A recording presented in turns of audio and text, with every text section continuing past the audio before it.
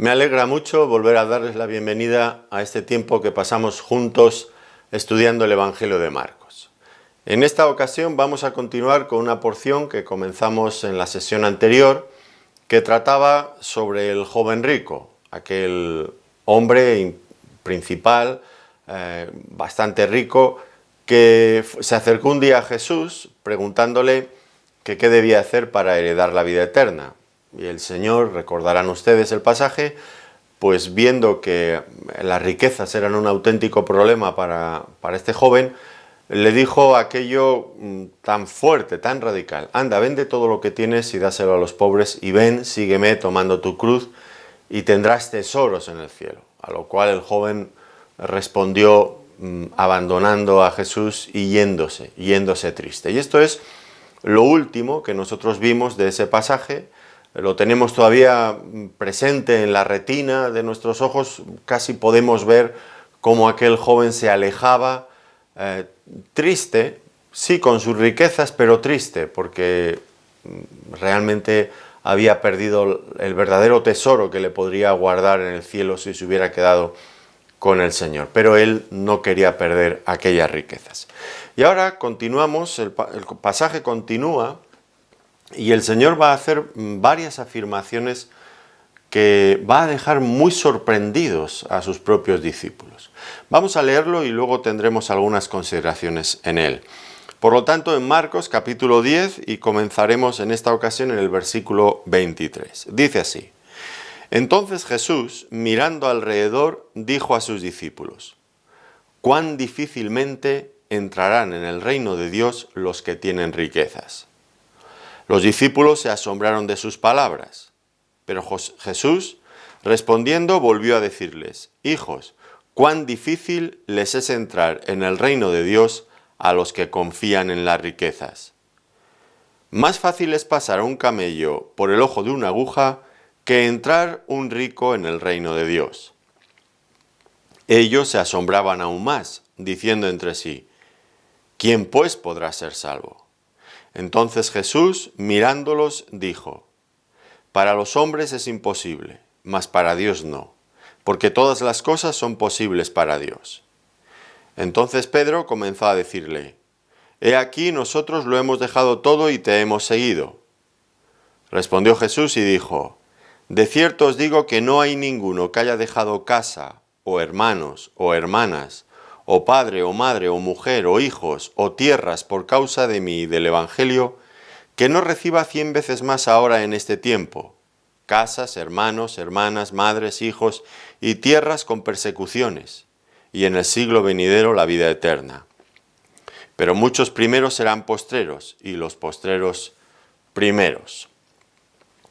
Como decía, mientras el joven rico se alejaba entre la multitud, pues el Señor Jesucristo hizo un comentario acerca de lo difícil que es para los ricos entrar en el reino de Dios. Y esto dejó asombrados a sus discípulos. No daban crédito a lo que estaban escuchando.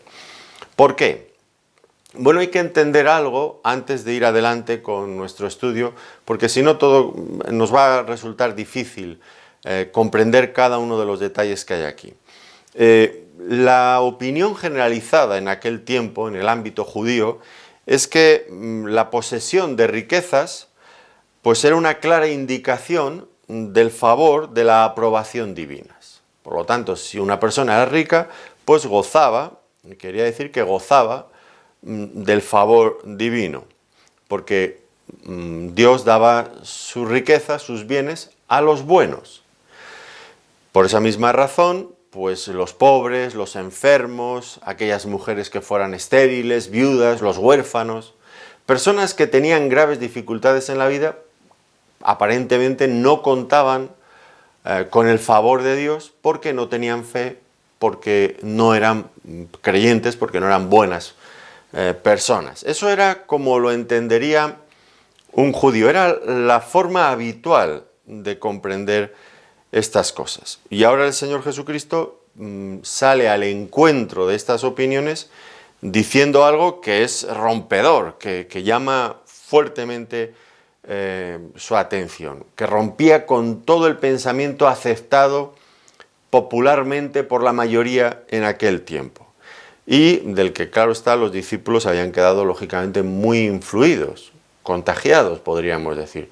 Eran hombres de su tiempo, se encontraban inmersos en aquella cultura, entre aquellas opiniones, y ellos también pensaban igual. Y ahora, por esa misma razón, a ellos les choca tanto esto que el Señor Jesucristo les dice. Y es que si alguien iba a tener dificultades para entrar en el reino de Dios, iban a ser precisamente los ricos. Esto lo dijo, ya digo, mientras el joven rico todavía estaba alejándose de allí entre la multitud. Y es triste comprobar que con el paso del tiempo el cristianismo organizado, pues ha procurado las riquezas materiales. Parece que no han escuchado, que no se ha escuchado debidamente lo que el Señor Jesucristo dijo en esta ocasión. Y se han vuelto a cometer aquellos errores que el Señor intentó corregir tanto entre sus discípulos. Que el tener riquezas y mostrarlas a los demás se hace así porque es una evidencia de que contamos con el beneplácito, con el agrado de Dios. Ya digo, esto se ha hecho en el cristianismo por muchos siglos. Ha sido algo a veces ostentoso. Creo que hace un par de años estábamos visitando mi mujer y yo Roma, en Italia, con unos hermanos, y nos llevaron a ver pues el Vaticano y aquella iglesia enorme. Luego también estuvimos en el Museo del Vaticano. La cantidad de riquezas de ostentación en aquel museo, y solamente había unas pocas piezas de lo que tienen guardado para exhibirlo. Tanta riqueza. Y uno se pregunta qué tiene que ver eso con el cristianismo, con la vida que el Señor Jesucristo llevó, con la vida y la experiencia de los apóstoles, como ahora dentro de un momento vamos a ir viendo. Pues ellos hacen ostentación de eso, siempre lo ha hecho el catolicismo. Todas sus ceremonias están cargadas de cada detalle en las vestimentas, en las iglesias, se revisten de ese lujo desproporcionado. Yo estaba pensando mientras veía todo aquello, bueno, por un lado, ¿qué tiene que ver eso con la vida del Señor Jesucristo y de sus apóstoles? Pero por otro lado, había cientos, miles de turistas allí. Muchos de ellos venían de países donde el cristianismo prácticamente no se conoce, o no son religiones que han tenido un arraigo durante tantos siglos. Había allí, por ejemplo, muchos turistas chinos. Yo sé que en China hay una iglesia fuerte, sin duda, pero muchos no conocen apenas del cristianismo. Y yo les veía allí tomando fotos a unas cosas, a otras, porque todo les sorprendía. Y yo pensaba, ¿qué conclusión, qué idea estarán llevándose estas personas de lo que es el cristianismo? Si lo que están viendo es todo esto, ¿qué pensarán que es el cristianismo? Pues pienso que no tiene nada que ver con la impresión que sacarían si leyeran la Biblia. Pero no hay rubor alguno en hacer alarde de toda esa ostentación, porque en cierto sentido se sigue creyendo que el tener todo eso forma parte de haber alcanzado el favor divino. Pero no culpemos, si es que estamos culpando al catolicismo únicamente, porque dentro del cristianismo evangélico hay una fuerte corriente que defiende los mismos valores, que defiende los mismos principios.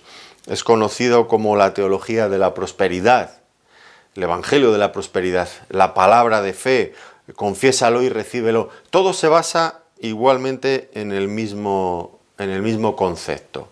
Que aquellos que cuentan con el favor de Dios, Dios los prospera, los enriquece. Y esto es una enseñanza bastante común de muchos famosos telepredicadores que aparecen en la televisión y en los medios.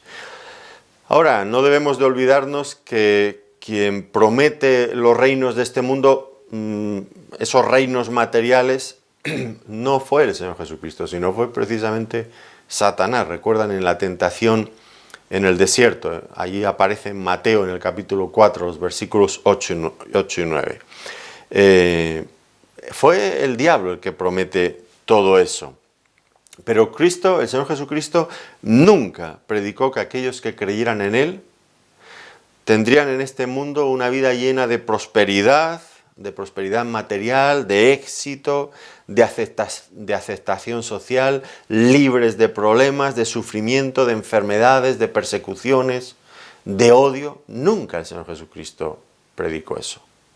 Hoy lo vamos a ver aquí, entre otras cosas. Veremos también este asunto.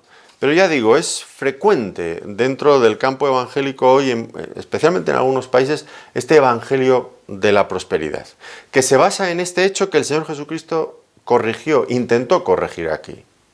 Ellos pensaban que aquel rico, por ser rico, tenía el favor de Dios y tendría que estar primero para entrar en el reino de los cielos. Y el Señor dijo que si alguno iba a tener dificultades para entrar en el reino de Dios, precisamente esos iban a ser los ricos. Por lo tanto, puesto que es una corriente muy extendida y probablemente algunas de las personas que nos escuchan en este momento pues están familiarizadas y siguen esta idea, pues bueno, antes de que, en fin, se enfaden conmigo o apaguen el vídeo o el audio y no quieran saber nada más, sí es importante ver la enseñanza bíblica en su conjunto y escuchar especialmente lo que el Señor Jesucristo dijo al respecto. Y debemos de vigilar bien estas cuestiones. No vaya a ser que realmente no surjan, esta enseñanza no provenga de la palabra de Dios, sino provenga del mundo que se ha introducido dentro de la Iglesia. Y no sería de extrañar, porque si bien es cierto que este Evangelio de la Prosperidad tiene mucho éxito en ciertos ámbitos, pues no es de extrañar porque vivimos en un mundo, en medio de una sociedad donde la riqueza y el éxito son idolatrados. Entonces un evangelio que promueva ese tipo de mensaje, por supuesto va a tener buena aceptación entre la gente, porque es una cosa que goza de prestigio dentro del mundo. Sus predicadores, los predicadores del Evangelio de la Prosperidad, pues ellos dicen cosas como que la pobreza es del diablo y Dios quiere que todos los cristianos sean prósperos. La pobreza es un espíritu maligno del que Dios nos va a librar. Bueno, pues eso suena muy bien en un mundo, ya digo, como este, donde se idolatra la prosperidad, el bienestar. Y claro, también es fácilmente aceptado porque el camino propuesto para el éxito es relativamente fácil. En la mayoría de las ocasiones en las que estos telepredicadores de la prosperidad hablan, pues insisten demasiado, muchísimo, insisten especialmente en el hecho de ofrendar. Invitan una y otra vez a depositar generosas ofrendas para apoyar los ministerios que son promovidos por estos predicadores famosos. Ellos le dirán una y otra vez: envíenos una ofrenda para que la bendición de Dios sea puesta en acción. Cuanto más generosa sea su ofrenda, mayor será la bendición de Dios para su vida. Y si la promesa de prosperidad, usted ofrenda pero no se cumple, pues no pida que le devuelvan el dinero ni les pida cuentas, porque lo que le van a decir es que usted no ha tenido la fe adecuada, la fe suficiente para recibir la bendición. Esto es lo que le van a decir. Y estos ministerios a veces yo a veces siento vergüenza ajena. A veces lo ves lo escuchas en la radio, lo ves en programas, en televisión, en vídeos, en canales de YouTube. Esta insistencia: ya vamos por tanto dinero, vamos a seguir, ánimo, la bendición está en la puerta, ofrende y será para usted. Y una y otra vez esta cuestión, todo girando en torno a lo material. Y la vida de esos telepredicadores, pues muchas veces hacen ostentación de esto, porque al fin y al cabo ellos creen, como hemos visto aquí, que el tener riquezas es una demostración de que cuentan con el favor divino, así que no se avergüenzan de mostrar al mundo pues que conducen los mejores coches, que tienen casas que cuestan a veces hasta varios millones de euros o de dólares, que viajan en jets privados, en aviones privados con todo lujo, que se alojan en las mejores habitaciones en los hoteles. Bueno, pues les gusta vivir de una forma ostentosa porque eso sería una demostración del favor de Dios. Demuestran así que son realmente muy espirituales y muy bendecidos por Dios.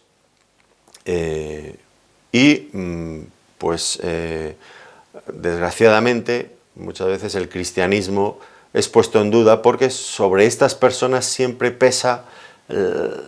flota la sospecha de que se están enriqueciendo indebidamente, quizás explotando la ingenuidad de creyentes sencillos, a veces ingenuos, que ofrendan su dinero a este tipo de causas, para que estas personas todavía sigan viviendo más de esta manera. Ahora, ¿cuál es la postura bíblica? Para empezar, ya hemos dicho que el Señor Jesucristo advierte que la riqueza no es evidencia del favor divino. Este joven era rico y se fue, rechazó al Señor. Y los discípulos estaban sorprendidos por lo que el Señor Jesucristo estaba diciendo. Bueno, pues, ¿cuál es la postura bíblica? En primer lugar, por mucho que este Evangelio de la Prosperidad se revista de espiritualidad, lo que hacen, su mensaje es crudo, potencia básicamente el materialismo. Esa debe ser la meta del creyente, tener muchos bienes en este mundo, alejándoles muchas veces de los verdaderos valores espirituales a los que el Señor nos ha prometido y en los que consiste nuestra esperanza de gloria eterna. Y desde luego Dios quiere bendecir nuestras vidas, esto está fuera de toda duda. Pero lo que nos llama mucho la atención es el énfasis de este Evangelio siempre en bendiciones materiales. ¿Recuerdan ustedes lo que el apóstol Pablo decía? Que Dios nos ha bendecido con toda bendición espiritual. Son bendiciones espirituales, mayormente, no exclusivamente, pero mayormente. Luego hablaremos de bendiciones materiales, pero mayormente bendiciones espirituales las que Dios nos ha prometido. Y el Señor Jesucristo hizo una advertencia hablando acerca de la avaricia, del deseo de tener más. El Señor dijo una cosa notable, dice: la vida del hombre no consiste en la abundancia de los bienes que posee. Lo pueden encontrar en Lucas 12:15. Esta cuestión de las riquezas, pues no hay este énfasis en la Escritura, por las riquezas materiales no hay este énfasis en la Escritura que promueve el Evangelio de la Prosperidad. Y tampoco está el hecho de que si yo tengo fe, todo en la vida me va a sonreír y me va a ir viento en popa a toda vela y voy a ser un hombre rico, próspero, no voy a tener enfermedades, voy a ser librado de cosas malas. Nada de todo esto hay en la Biblia, sino más bien lo contrario en muchas ocasiones. Hay un pasaje, puesto que estamos hablando de la fe, ellos dicen que tener fe uno es librado de todo esto, pero un pasaje en Hebreos 11 que trata precisamente como monotema la fe, nos dice en el versículo 33 que por la fe hubo héroes de la fe, de los que está hablando aquí, que por la fe conquistaron reinos, hicieron justicia, alcanzaron promesas, taparon bocas de leones, apagaron fuegos impetuosos, evitaron filo de espada, sacaron fuerzas de debilidad, se hicieron fuertes en batallas, pusieron en fuga ejércitos extranjeros, las mujeres recibieron sus muertos mediante resurrección. Bueno, esto parece que confirmaría las suposiciones que predican los que promueven el Evangelio de la Prosperidad. Fíjate, todos estos un triunfo tras otro, porque eran hombres de fe, sí, pero aquí he hecho un alto, pero debemos de seguir leyendo para ver que otros que tenían la misma fe sufrieron una suerte totalmente diferente. Continúa. Mas otros fueron atormentados, no aceptando el rescate, a fin de obtener mejor resurrección. Otros experimentaron vituperios y azotes, y a más de esto prisiones y cárceles. Fueron apedreados, aserrados, puestos a prueba, muertos a filo de espada. Anduvieron de acá para allá cubiertos de pieles de ovejas y de cabras, pobres, angustiados, maltratados, de los cuales el mundo no era digno, errando por los desiertos, por los montes, por las cuevas y por las cavernas de la tierra. ¿Se dan cuenta de la suerte que sufrieron muchos de estos héroes de la fe tan diferente? Lo que viene a decirnos este pasaje es que niega frontalmente la presuposición básica en la que se basa el Evangelio de la prosperidad. Que si yo tengo fe, todo me va a sonreír en la vida. Y todo me va a ir bien y voy a prosperar económicamente. Aquí en el capítulo que trata sobre la fe, vemos con claridad que algunos que tuvieron fe experimentaron grandes éxitos, grandes triunfos en su vida de fe, pero otros sufrieron, fueron pobres, andaron errantes, etcétera, etcétera, etcétera. La misma fe, esta es la conclusión, la misma fe puede llevar a unas personas, si así es la voluntad del Señor, a experimentar unas cosas y a otras personas a experimentar otras. Depende de cuál sea la voluntad de Dios. Por eso, cuando se promete que cualquier persona que tenga fe va a experimentar esto, pues es falso. Y que las personas que no viven de esa manera es porque no tienen fe, también es falso. No se puede justificar con la palabra de Dios ese tipo de posturas. Establecer la fe que tenemos en base al dinero que tenemos en la cuenta bancaria o al automóvil que conducimos no tiene nada que ver con lo que la palabra de Dios nos enseña. Estos predicadores insisten, los predicadores del Evangelio de la Prosperidad, insisten en que por sus frutos los conoceréis y se basan casi exclusivamente en que los frutos son esos, los bienes, la prosperidad, lo material. Esa es la evidencia que ellos aportan acerca de su espiritualidad. Pero en realidad, cuando el Señor Jesucristo dijo, porque lo dijo Él, por su fruto los conoceréis, pues el fruto no se refería, y esto es fundamental tenerlo claro, no se refería a los bienes materiales, sino al fruto del Espíritu en nuestras vidas. Algo que por otro lado a veces es muy olvidado. Dice Gálatas 5, 22 y 23, mas el fruto del Espíritu es amor, gozo, paz, paciencia, benignidad, bondad, fe, mansedumbre, templanza. Es un carácter santificado por el Espíritu Santo, el fruto que manifiesta realmente nuestra espiritualidad. No los bienes materiales que tenemos. Nunca es así en la palabra de Dios. Y tampoco olvidemos que, bueno, es verdad que hubo creyentes ricos en las Escrituras.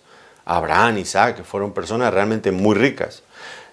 Me llama la atención, el otro día estaba leyendo, no me acuerdo bien dónde era, creo que era al acabar la epístola a los romanos, y Pablo, ya en las salutaciones finales, hay algunos que se unen con él a mandar saludos. Y dice en Romanos 16, 22, yo Tercio, que escribí la epístola, os saludo en el Señor. Os saluda Gayo, hospedador mío y de toda la iglesia. Os saluda Erasto, tesorero de la ciudad, y el hermano Cuarto. Uno puede leer estos versículos con mucha rapidez, pero si uno para un poquito, se detiene, pues aparecen dos hermanos, Tercio y Cuarto. En otras ocasiones aparece también Segundo. ¿Por qué? ¿Por qué eran estos nombres? Segundo, Tercio, Cuarto, pues eran nombres de esclavos. Primero, segundo, tercero, cuarto, quinto, sexto. No les llamaban por su nombre, les ponían nombre, bueno, les ponían por nombre el número en el que habían llegado. Tú eres el tercero, el cuarto, el quinto esclavo que tengo. Y aquí tenemos a estos dos, tercio y cuarto, dos esclavos, y al mismo, probablemente, o al menos en algún momento de sus vidas, y al mismo tiempo Gayo, hospedador mío de toda la iglesia, y Erasto, tesorero de la ciudad. Hombres que se presupone que eran personas pudientes. En dos versículos encontramos dos personas de ricos y dos personas esclavos, otra condición totalmente diferente. Claro que en la Biblia hay personas ricas y personas pobres, y ambos tienen fe. Esto es en lo que estamos insistiendo, porque es lo que el Señor Jesucristo está enseñándonos aquí. Que la riqueza no es evidencia de espiritualidad, ni mucho menos. Ahora, cuando Dios daba riquezas a las personas, a los creyentes, que hay veces que las daba, como acabamos de ver, no es para nuestra propia comodidad y satisfacción y olvidarnos de los demás. Acabamos de ver de Gayo, que era hospedador mío y de toda la iglesia. Dios da riquezas a las personas, a su pueblo, para que puedan compartirlas también con otros.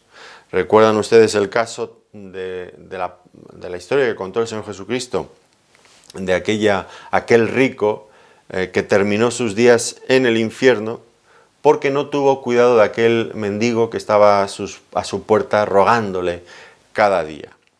Y esto es una advertencia muy seria para aquellos que creen que Dios aprueba una vida de ostentación y de lujo, mientras millones de personas pues pasan hambre y tienen necesidades básicas y mueren por ello.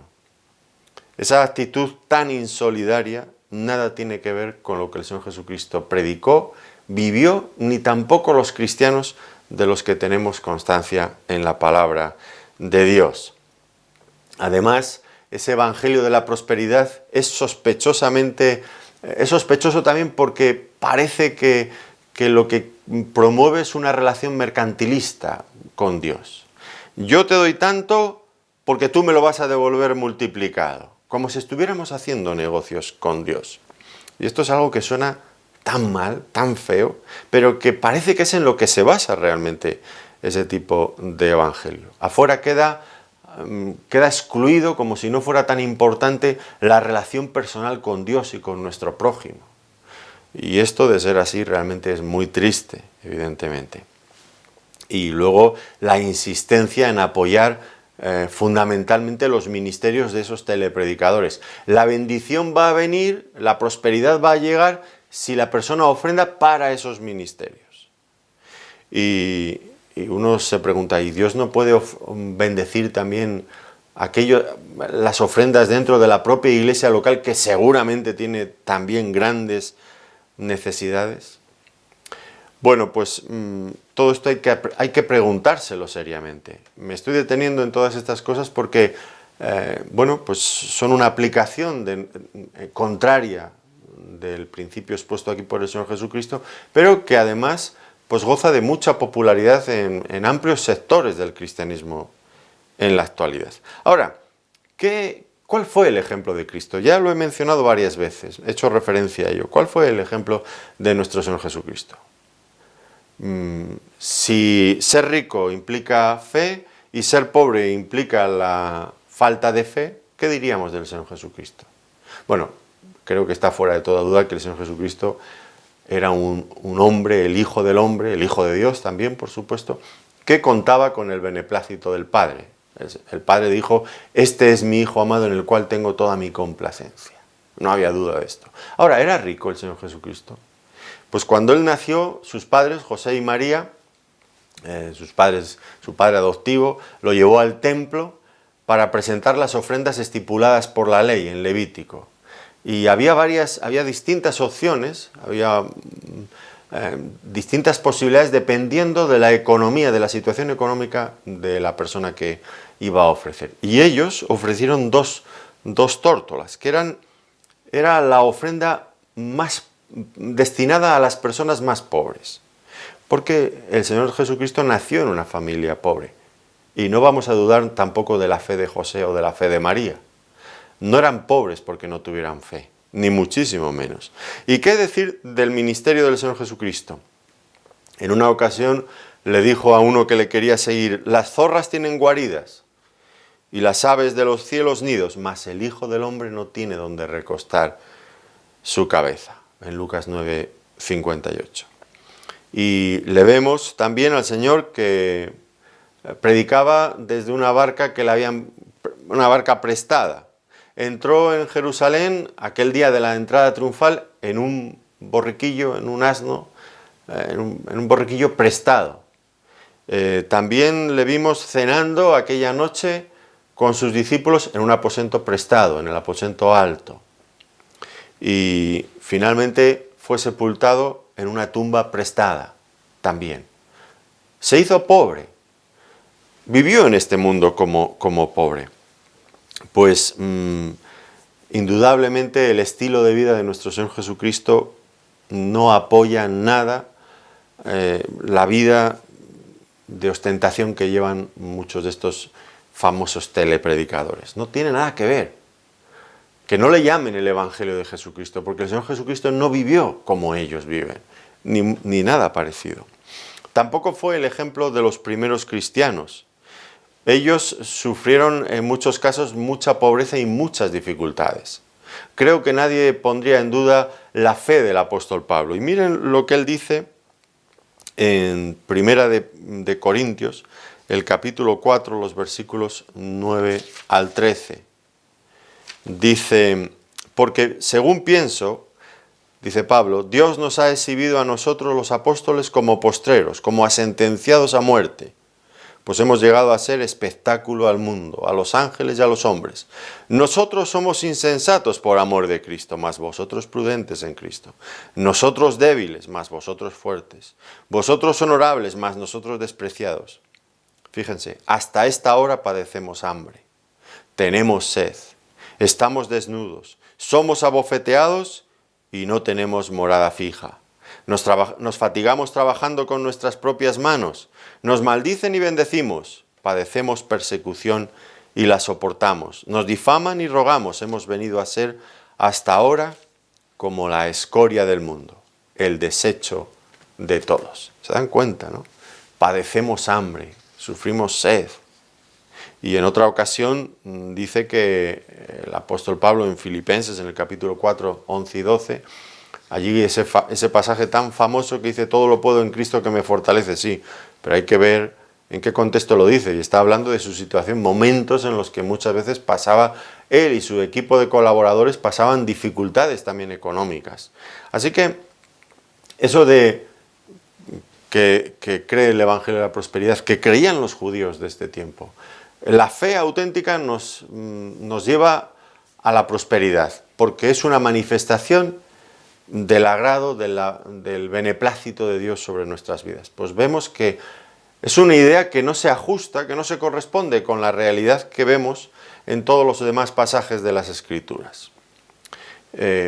Hombres de fe que sí que pasaron por penurias y por dificultades muy grandes.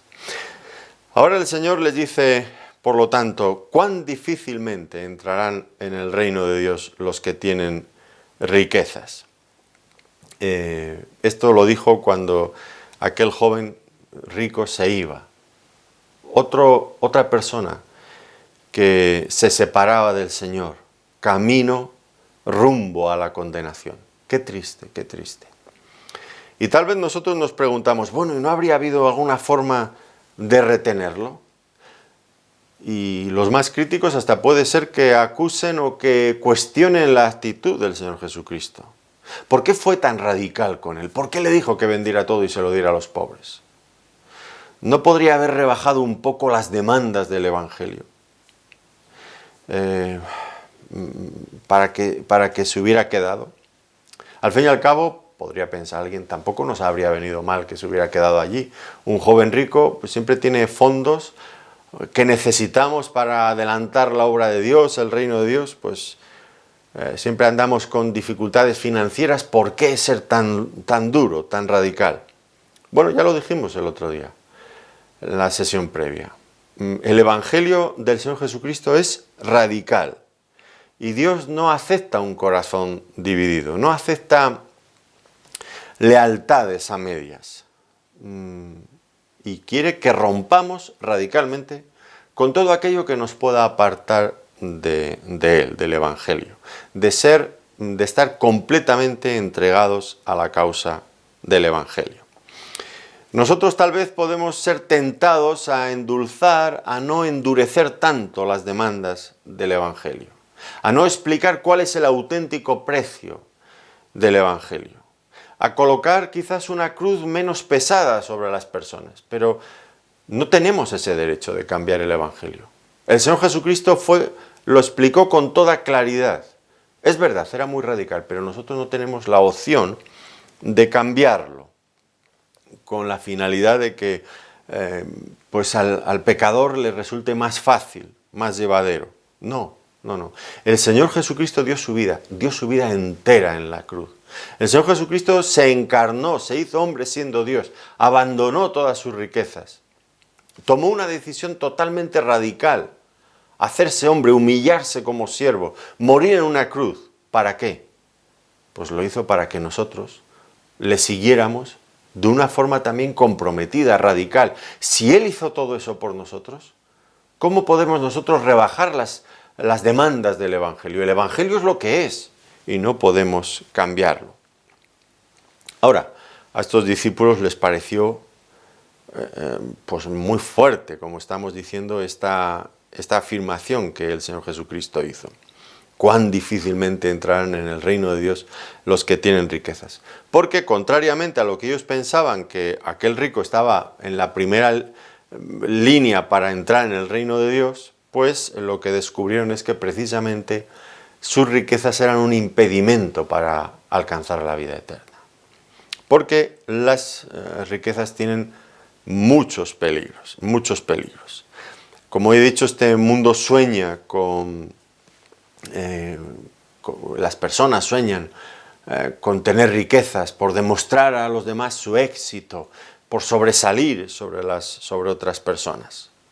Esto en Estados Unidos habla del gran sueño americano, que consiste básicamente en eso, surgir de la nada y llegar a tener algo ser alguien, le llaman así, el gran sueño americano, que para muchas personas que persiguen y que han perseguido el gran sueño americano ha llegado a convertirse en una auténtica pesadilla. Y desde luego los valores que promueve el gran sueño americano no son cristianos, son mundanos. Pero bueno, esto sería para hablarlo en otro momento. El Señor Jesucristo lo que habló aquí es de los peligros de las riquezas, porque las riquezas tienen peligros. Dice que los ricos entrarán difícilmente en el reino de Dios. Las riquezas, el peligro de las riquezas, algo sobre lo que tendrían que reflexionar también los que promueven ese evangelio del que he hablado, el evangelio de la prosperidad. ¿Por qué? ¿Por qué es peligroso? ¿Por qué son peligrosas? ¿Qué tienen de peligro las riquezas? Bueno, tienden a hacer que el corazón del hombre se apegue a las cosas de este mundo. Proporcionan también una falsa sensación de poder, de autoridad, de seguridad, que hacen que fácilmente la persona se vuelva arrogante, orgullosa, satisfecha de sí misma. El Señor Jesucristo, cuando hablaba en la parábola del sembrador, habló de las riquezas como el engaño de las riquezas. Dan una sensación engañosa de seguridad que es falsa, que no existe realmente. Y es falsa porque el que tiene esas riquezas no se acaba de dar cuenta de lo efímeras que son. Pasan. Por otro lado, la persona que es rica se centra finalmente en lo material y llega a perder de vista lo que es realmente importante. Una relación personal con Dios, con nuestro prójimo también. Y las riquezas también nos esclavizan. Uno se acostumbra a la buena vida y ya no quiere hacer sacrificios, no quiere pensar en algo que no sea eso. Al final, pues ese tipo de vida nos esclaviza, casi que nos impide renunciar a ello para hacer otro tipo de cosas que deberíamos tal vez hacer. Bueno, pues las riquezas suponen una tentación realmente muy grande. Alguien ha dicho que de cada 100 personas que son capaces de sobrevivir en la pobreza y en las dificultades, solamente hay una persona que es capaz de soportar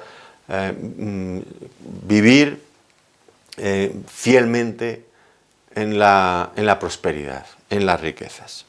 Y es verdad, ¿cuántos creyentes hemos conocido que mientras han pasado situaciones difíciles en la vida, de penurias, de pobreza, de dificultades económicas, han sido fieles al Señor? Y sin embargo, en algún momento de sus vidas ha cambiado la situación, han empezado a prosperar y hasta han llegado a olvidarse de su fe, cuando han tenido pues prosperidad material.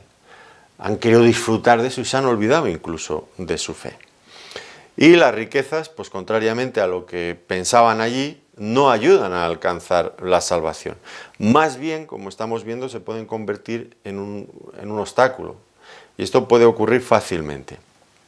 El rico, la persona rica, tiene esa tendencia a sentirse superior. Y en la entrada a la salvación, pues uno tiene que reconocer lo que somos pecadores, que somos culpables, tenemos que vernos como desgraciados, como personas malas. Y el rico quiere sentirse superior. Y en la puerta de entrada a la salvación, todos estamos al mismo nivel. No hay hombres que estén por encima. Y el rico, tanto como el pobre, se juntan en esa parte del camino para reconocer que ambos están igualmente necesitados de Dios y que nada de lo que tienen o nada de lo que hayan podido hacer o hagan les puede hacer ganar puntos y acercar a la salvación. Ahora, el Señor Jesucristo dijo en otra ocasión, confirmando algo de lo que está enseñando aquí: bienaventurados los pobres, porque de ellos es el reino de los cielos. Ahora, Él dijo claramente en Mateo 5:3, dice: bienaventurados los pobres de espíritu. Esos son los pobres a los que Él se refiere. Esto confirma esta otra afirmación que está haciendo aquí. Cuán difícilmente entrarán en el reino de Dios los que tienen riquezas. Bienaventurados los pobres, cuán difícilmente entrarán los que tienen riquezas. Hay que dejar claro que los pobres aquí no eran los indigentes, no eran los que no tenían recursos financieros para nada, sino los que sufrían algún tipo de opresión social, víctimas tal vez de injusticias, pobres en términos espirituales, personas humildes, personas que reconocen sus necesidades, personas que aun buscando la salvación se dan cuenta de que no son merecedoras de ninguna manera de ella. Esos son los pobres que son bienaventurados. En cambio, pues los ricos son los que confían en que tienen algo que aportar, y eso es un engaño. Es verdad, en sí mismo no hay ninguna virtud en ser pobre, desde luego que no, y Dios no desea que nadie sea pobre. Dios ha creado suficiente riqueza en este mundo para que todas las personas podamos vivir perfectamente, maravillosamente. Es la maldad del ser humano, que algunos nunca se cansan de tener y de poseer más y más. Los ricos siempre quieren ganar más, yo no sé para qué. Podrían vivir 10.000 vidas más algunos multimillonarios y todavía seguirían teniendo una fortuna asombrosa, pero es así. No hay ninguna virtud en ser pobre, pero sí que la hay en ser pobre espiritual, en reconocer esta dependencia que tenemos de Dios, porque por nosotros mismos no nos podemos valer. Tampoco hay ningún pecado en ser rico, igual que no hay ninguna virtud en ser pobre. No hay ningún pecado en ser rico. Podría parecer que, tal como el Señor hablaba o como yo estoy predicando ahora, pues estoy promoviendo la pobreza material. Tampoco es esta la cuestión.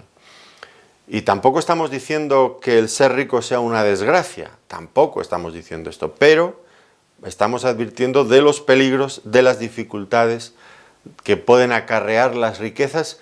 Y especialmente, como el Señor Jesucristo va a enseñarnos aquí, la confianza, la persona que pone su confianza en las riquezas.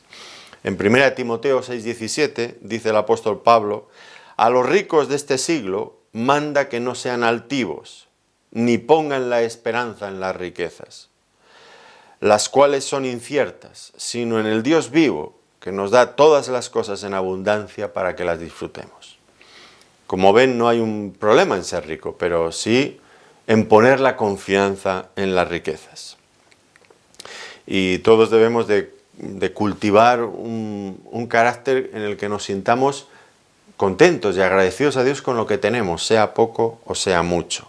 Como dice el apóstol Pablo en Filipenses 4, 11 y 12, he aprendido a contentarme cualquiera que sea mi situación. Sé vivir humildemente y sé tener abundancia. En todo y por todo estoy enseñado, así para estar saciado como para tener hambre, y así para tener abundancia como para padecer necesidad. Porque Pablo había pasado por experiencias de ambos tipos. En 1 Timoteo, de nuevo, en el capítulo 6, versículos 7 al 9, dice, porque nada hemos traído a este mundo, y sin duda nada podremos sacar, así que, teniendo sustento y abrigo, estemos contentos con esto.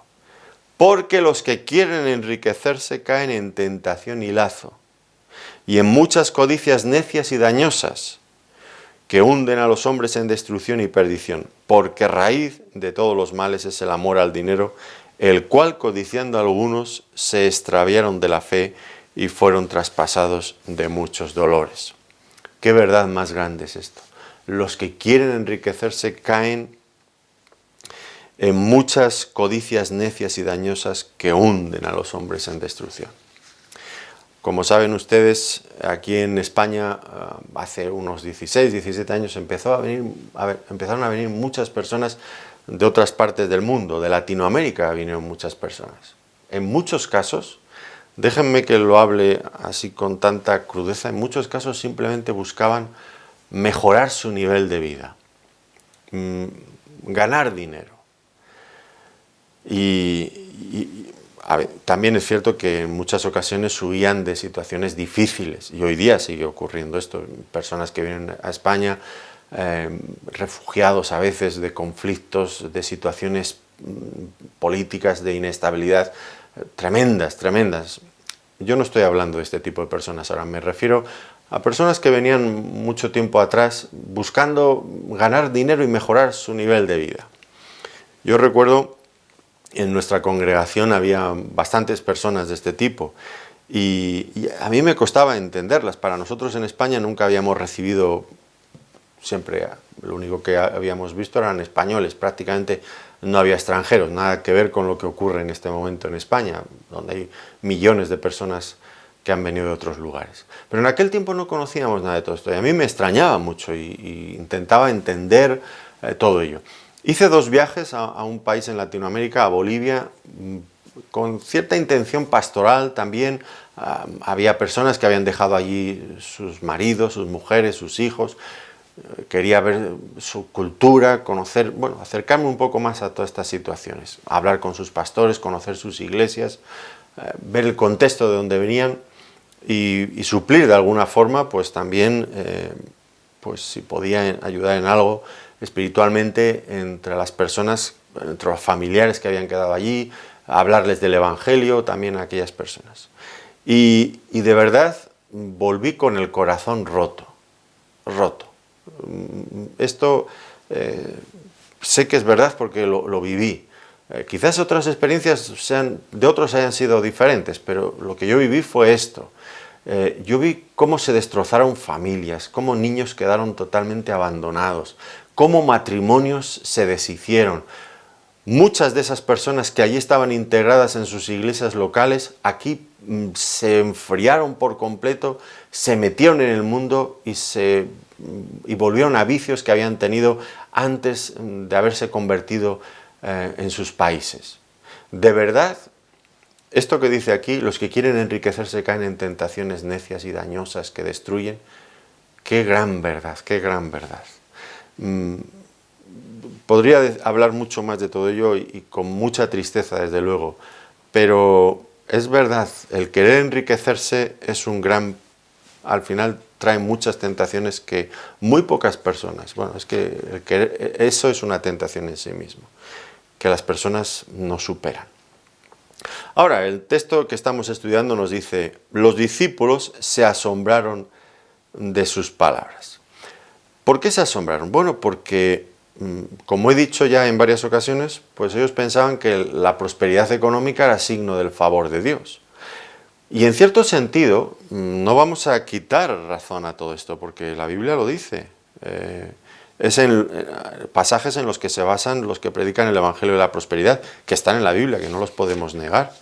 Y vamos a ellos. Ahora en Deuteronomio, capítulo 28, dice el versículo 1, acontecerá que si oyeres atentamente la voz de Jehová tu Dios para guardar y poner por obra todos sus mandamientos que yo te prescribo hoy, también Jehová tu Dios te exaltará sobre todas las naciones de la tierra.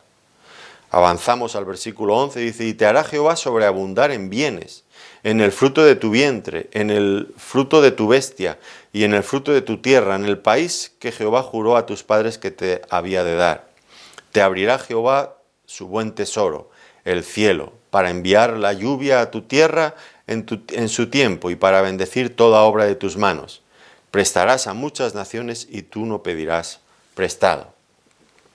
Bueno, evidentemente aquí hay una promesa de prosperidad material al pueblo de Israel en el Antiguo Testamento, sí, a condición de que guardaran la ley de Dios.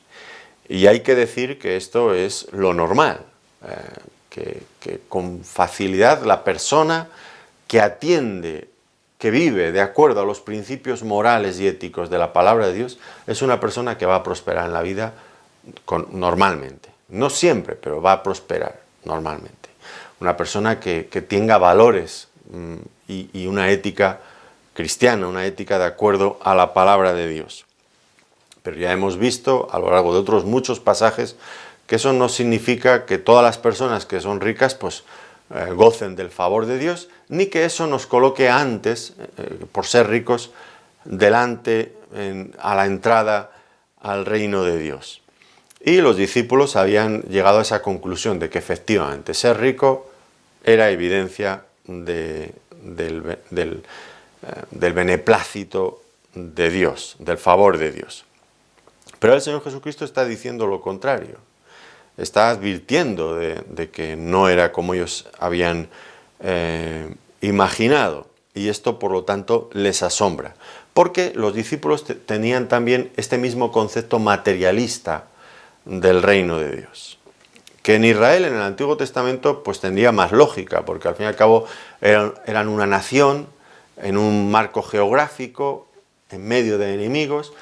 Bueno, pues Dios quería usarles como nación, como una especie de trampolín para alcanzar a otras personas. Y Dios les prometía que si eran fieles a la palabra de Dios, Dios les bendeciría. Y esto sería una evidencia que las demás naciones tendrían que considerar y que despertara el interés por saber quién era el Dios de estas personas, que tenían estas leyes tan distintivas, que les beneficiaban tanto, que los hacía ser tan diferentes. Ahora, el Señor Jesucristo está hablando aquí ya no de un reino terrenal, que era como pensaban los judíos de aquel tiempo y también los discípulos. Ahora el reino de Dios no es un reino material, no está en un marco geográfico, nada de todo esto, no se limita a lo terrenal y el que tuviera muchas posesiones pues estaba mejor preparado para disfrutar de este reino de Dios. Aquí el reino que el Señor Jesucristo viene predicando desde el comienzo del Evangelio es un reino espiritual. La palabra de Dios, que es la semilla, cae en el corazón y allí crece y lleva vida.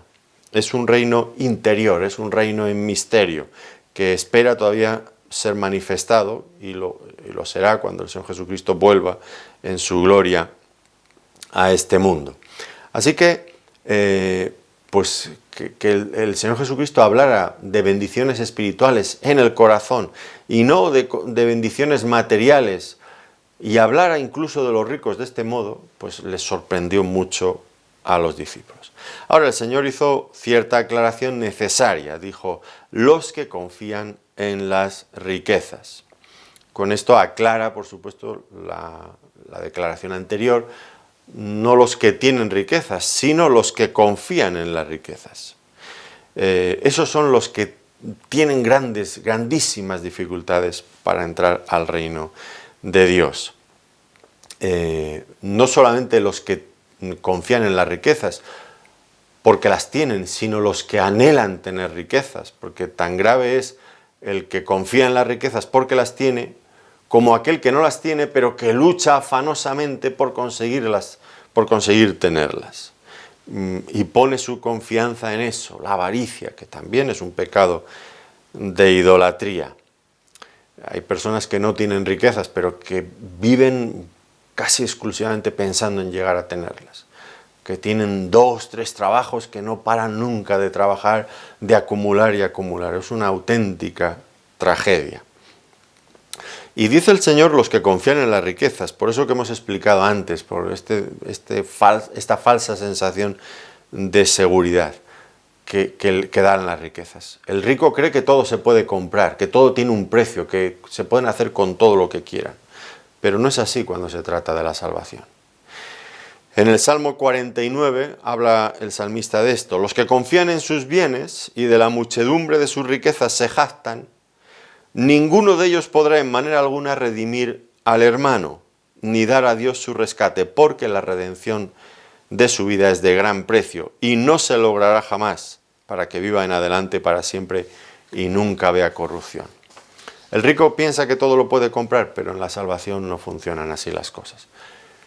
Y si tienen esa confianza en que la riqueza se lo puede proporcionar, van a quedar muy defraudados, muy desengañados finalmente.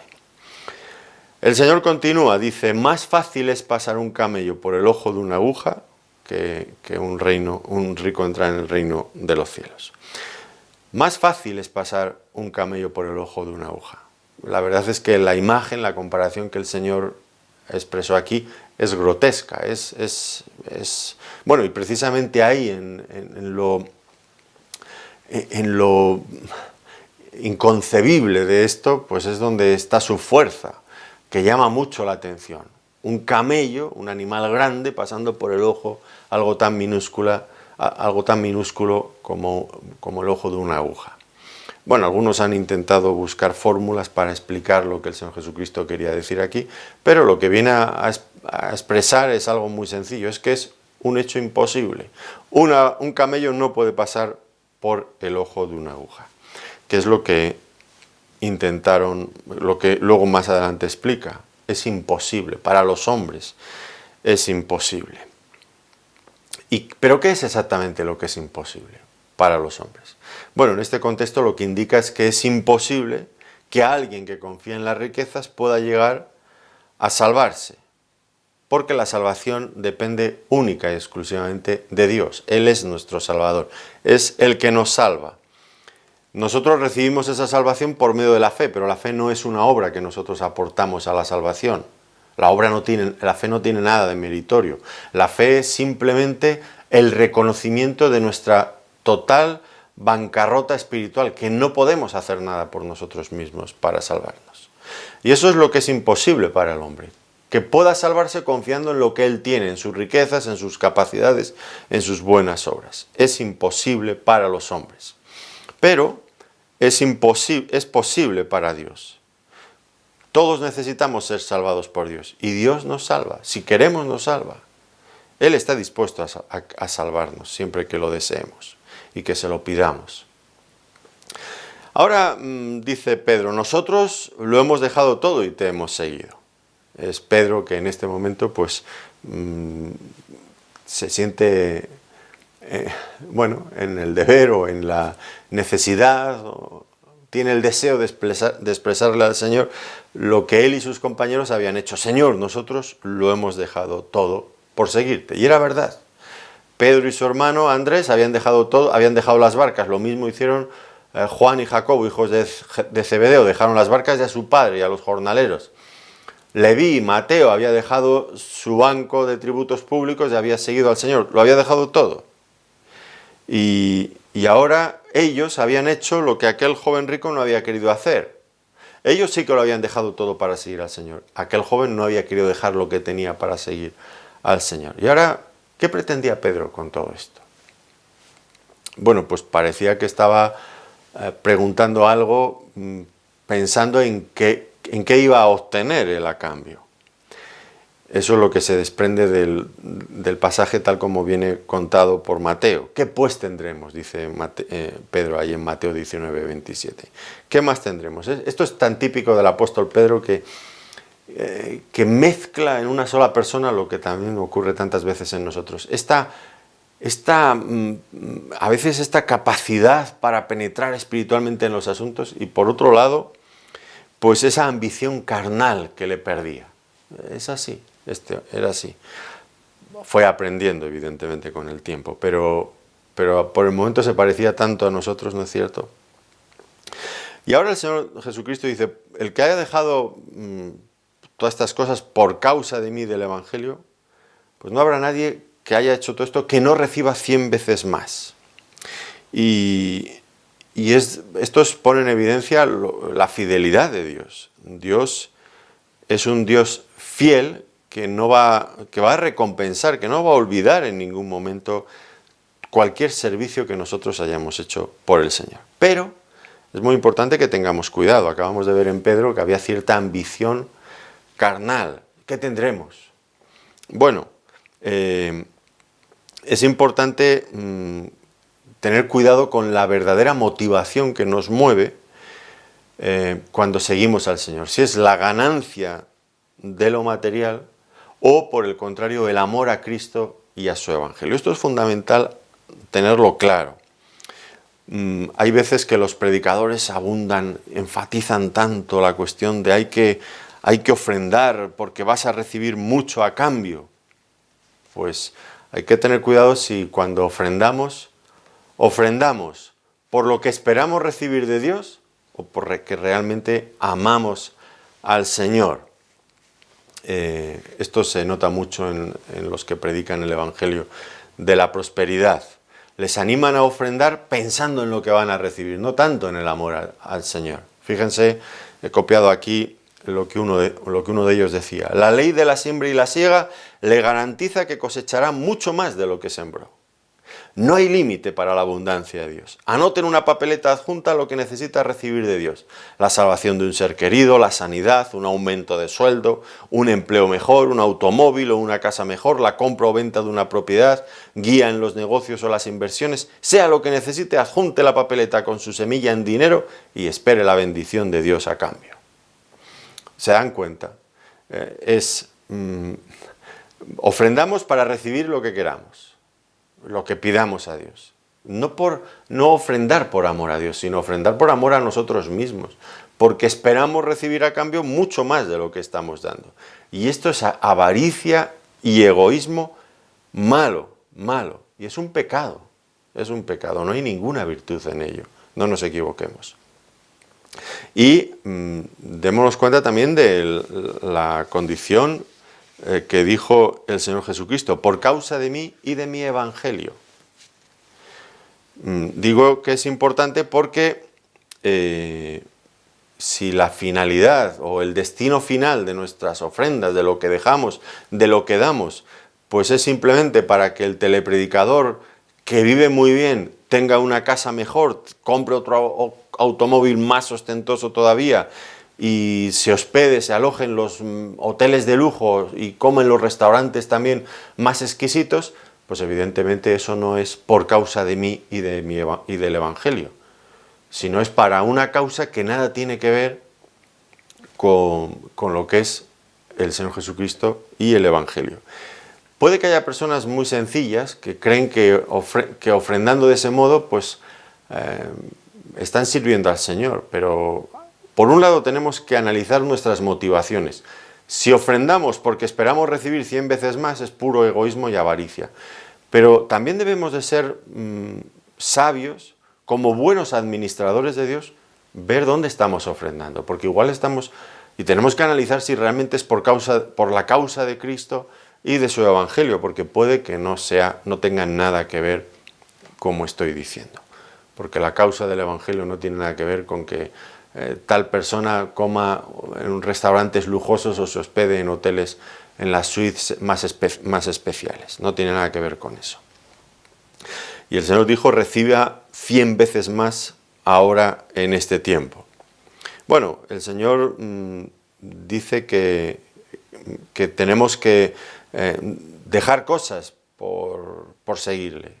Tarde o temprano va a llegar el momento que, como dijo el Señor, pues si alguno viene a mí y no aborrece a su padre y madre, o mujer, hijos, hermanas, hermanos, y también su propia vida, no puede ser mi discípulo. Tarde o temprano todo creyente tiene que dejar algo por la causa del Evangelio para poder seguir al Señor. Puede ser voluntariamente, lo dejemos, pero puede ser también que nos dejen, que el padre, la madre, los hermanos nos critiquen y no acepten que nosotros sigamos a Cristo y ellos nos dejen, sea porque lo dejamos activamente, o sea porque nos dejan por nuestra fidelidad al Señor Jesucristo. El Señor promete ser generoso recompensando esto.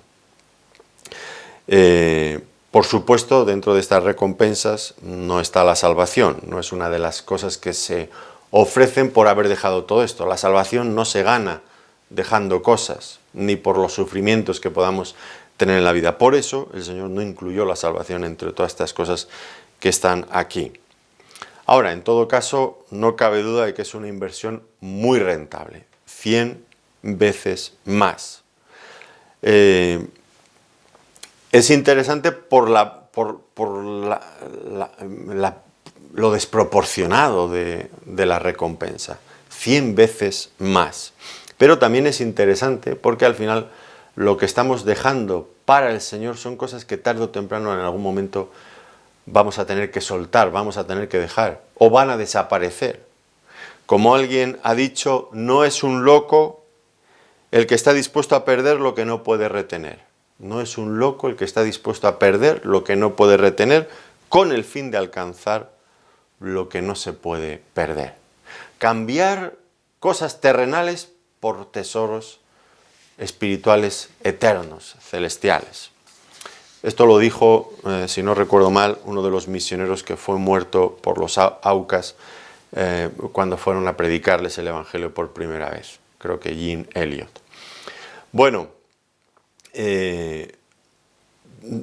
esto también 100 veces más, casas, hermanos, hermanas, esto sobre todo lo experimentan mucho aquellos misioneros que igual han dejado sus casas, sus familias y van a otros lugares para predicar el Evangelio y encuentran muchos más hermanos, muchas más madres, padres, casas donde hospedarse, mucho de todo esto. Quizás les han despreciado en sus familias, pero encuentran otras personas que aprecian, que valoran sus ministerios y que los reciben con ese amor que les negaron otros. Ahora, el Señor es también muy honesto. Esto es una de las cosas que más me gustan del Señor Jesucristo. Bueno, hay muchas, desde luego que sí. Pero esta también, su honestidad siempre. Dice con persecuciones. Él nunca había prometido un evangelio de prosperidad sin problemas, ni mucho menos. Ni mucho menos. Y él había anunciado que la persona que le siguiera entraría automáticamente en un conflicto espiritual. 2 Timoteo 3:12, el apóstol Pablo lo deja claro. Y también todos los que quieren vivir piadosamente en Cristo Jesús padecerán persecución. Todo aquel que quiera vivir piadosamente en Cristo Jesús. ¿Cuál es la forma de librarse de la persecución? Pues ser un cristiano que no vive piadosamente, un cristiano mundano, un cristiano carnal, quizás pueda esquivar la persecución, pero el resto, los que quieran vivir piadosamente en Cristo Jesús, padecerán persecución, del tipo que sea. La historia de los Hechos de los Apóstoles nos deja constancia de esto una y otra vez. Los creyentes sufriendo persecución, acusados en diferentes tribunales, amenazados, encarcelados, azotados, apedreados, muertos, desalojados de sus casas, sufriendo hambre, sed, maltratados, brutalmente calumniados. Esto es la historia constante en el libro de los Hechos de los Apóstoles del cristianismo de la primera era. Los que predican el Evangelio de la prosperidad tal vez deban de plantearse esto. Si ahora ya no sufrimos persecución, sino que además aspiramos a prosperidad económica y material en este mundo, igual es que hemos cambiado tanto el cristianismo que ya es irreconocible. No lo sé. Pero en todo caso, hay una cosa que en relación a esto que estamos diciendo que me resulta muy incómoda, especialmente incómoda del Evangelio de la Prosperidad. Ellos dicen que la prosperidad es una evidencia de nuestra fe y los que no tienen prosperidad, si tú no prosperas económicamente, materialmente, es porque no tienes fe. ¿Qué respuesta darán ellos pues, a cristianos como los de los Hechos de los Apóstoles que lo perdieron todo por ser fieles a Cristo? O de muchos hermanos nuestros en este mismo día que en países donde el cristianismo está prohibido son perseguidos y pierden todo, sus casas, sus familias, hasta su propia vida. También les van a decir que son pobres porque no tienen fe. Qué falta de vergüenza, creo yo, cuando ellos han demostrado una fe que quizás pues esas personas que alardean tanto de sus bienes, pues seguramente ellos mismos no tienen nada de toda esa fe que tienen estos hermanos nuestros que están perdiendo sus vidas y todo lo que tienen por amor al Señor. Y el Señor dice, y en el siglo venidero, la vida eterna. Es verdad, hay causas que en esta vida presente no son resueltas.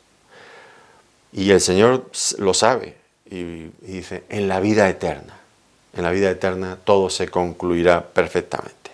Y dice, y muchos primeros serán postreros y postreros primeros. ¿A qué se refiere el Señor? Bueno, tal vez es una referencia a este joven rico. Ellos habían pensado, los discípulos pensaban que él estaba en una posición privilegiada, en primer lugar, para heredar la vida eterna. Y ahora descubrieron que su posición de riqueza no le colocaba en primer lugar, sino que era un grave inconveniente que le relegaba a las últimas posiciones. O quizás tendría que ver con lo que el apóstol Pedro acaba de decir. Señor, ¿y nosotros qué tendremos? Hemos dejado todo, ¿qué tendremos? Bueno, no somos nosotros los que tenemos que juzgar a unos y a otros. Quizás nosotros hacemos valoraciones muy positivas de lo que nosotros hemos dejado y esperamos que nos corresponde.